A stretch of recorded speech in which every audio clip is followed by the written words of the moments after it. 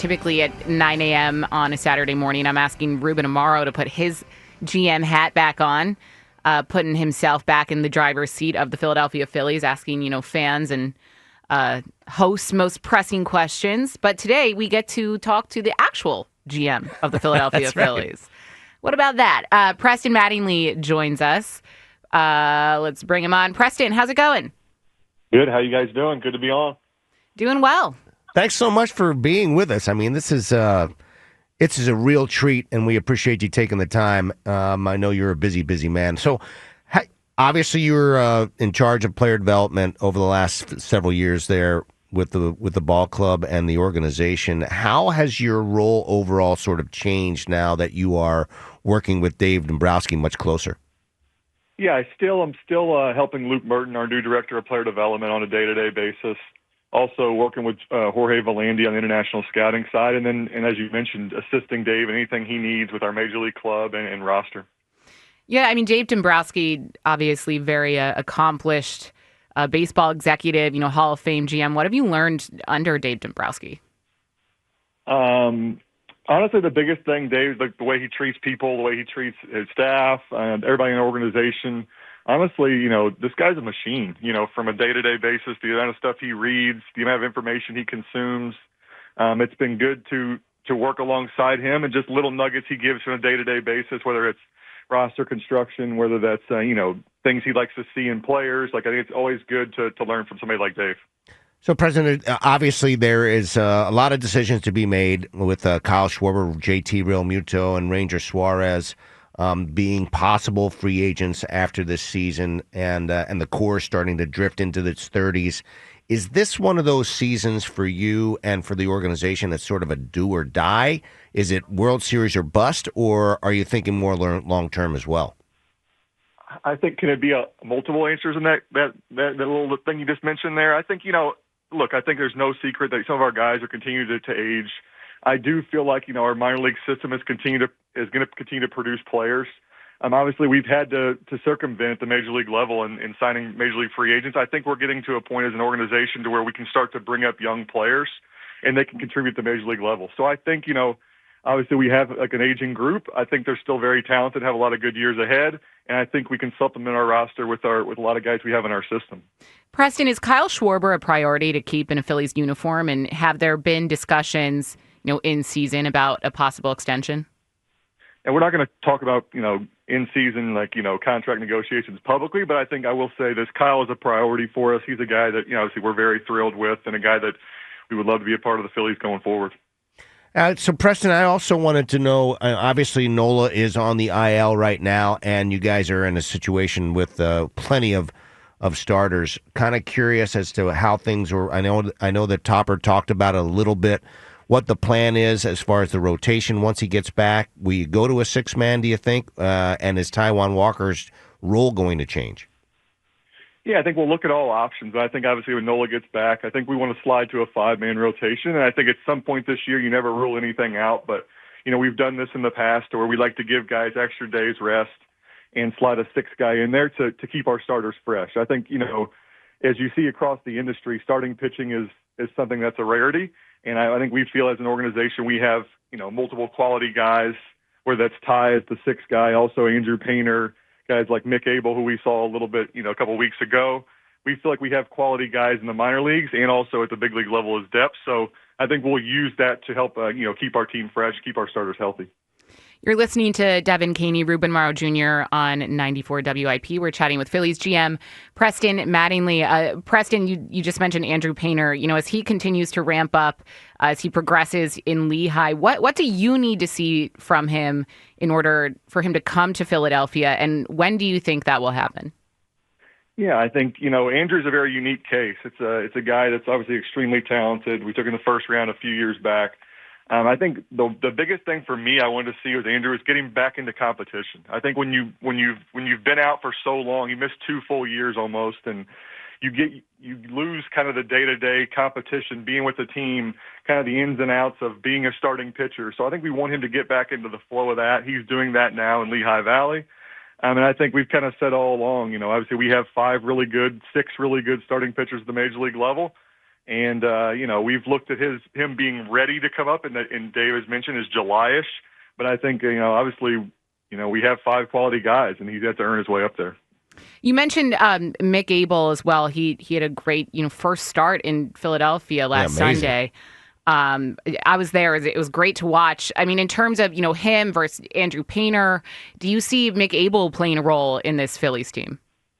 Yeah, I think, obviously Mick came up and showed what he can do. And obviously he's an extremely talented kid who's been through a little bit of ups and downs in the minor leagues. But obviously we still believe in the kid, the talent, the stuff.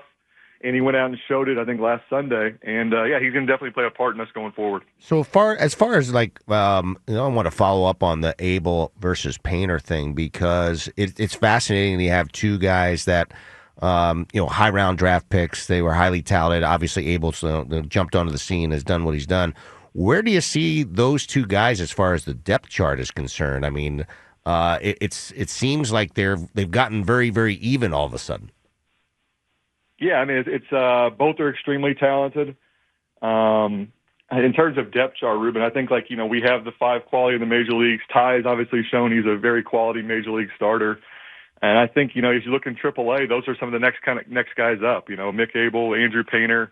Obviously, they're big time competitors and they compete with each other. So in terms of they're down in AAA, kind of battling it out, and we'll see who comes up first. Do you think, Preston, there's a appetite at some point if you guys do not? And this is sort of a question, a bigger term question.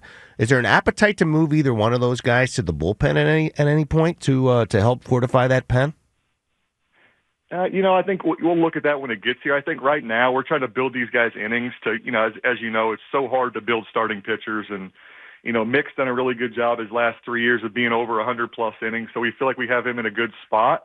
I do think, with Andrew, we're going to continue to manage his innings coming off the Tommy John surgery. So I think we'll look at that when it gets there. But as of right now, we want to keep them as starters, but, not ruling anything out in the future. So you mentioned, the younger talent. Aside from pitching, we've seen guys like Otto Kemp play in amazing down in Lehigh. We've seen, we have Aiden Miller, we have Justin Crawford. As the trade deadline approaches and, you guys losing Alvarado for the majority of the season and the postseason, is that something that you take into consideration starting now as the trade deadline comes up in terms of, do we keep these guys and progress them through our system, or do we need to make some moves in order to win now?